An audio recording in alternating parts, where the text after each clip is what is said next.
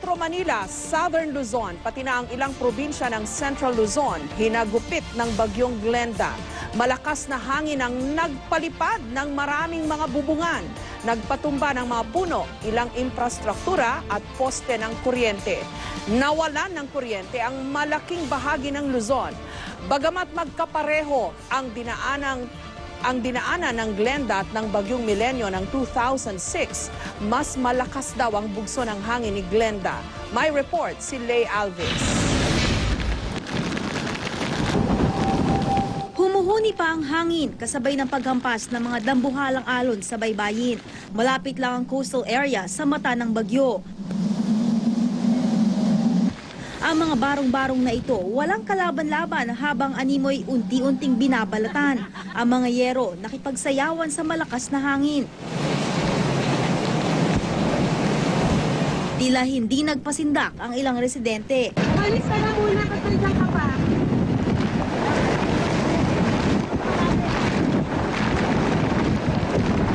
Pati mga paslit hinayaang makipaglaro sa peligro. Maka-score lang ng mga pwede pang mapakinabangan. Wala namang nagawa ang mga empleyado ng car showroom na ito kundi manood habang nagkakapira-piraso ang salamin ng kanilang opisina. Pati matitibay na struktura, tiklop kay Glenda. Ilang bakod ng mga establishmento sa Bonifacio Global City ang nasira, maging ang ilang bahagi ng kalapit na mall.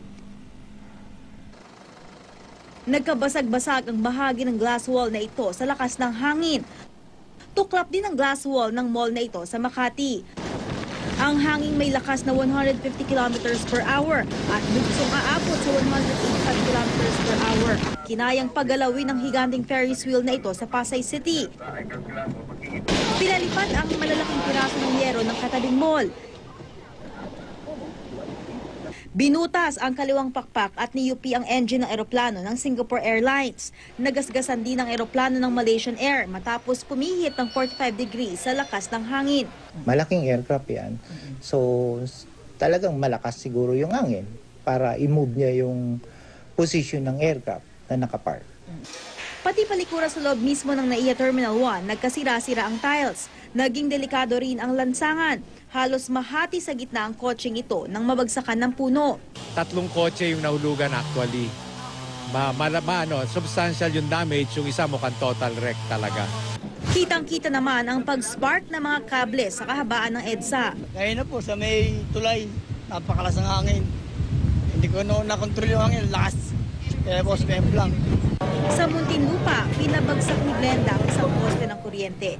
Dahilan para mawasak ang bahay sa ilalim nito. Natutulog po kami, ginising po kami ng asawa ko mga 6 a.m. Nilikas po kami doon sa kabila. Tapos, yun, pag-alis po namin siguro mga 9 a.m. po yung bumagsak na po. Ang billboard sa tabi ng ospital ng Muntinlupa bumagsak. Bumigay rin ng kisame ng isang gasolinahan at ang mga nilipad na yero na iwang nakasabit sa mga kawad ng kuryente. Sa kalahating araw lang na pananalasa, ang mga imaheng ito na ang iniwan ng bagyong Glenda sa Metro Manila. Lay Alves, GMA News.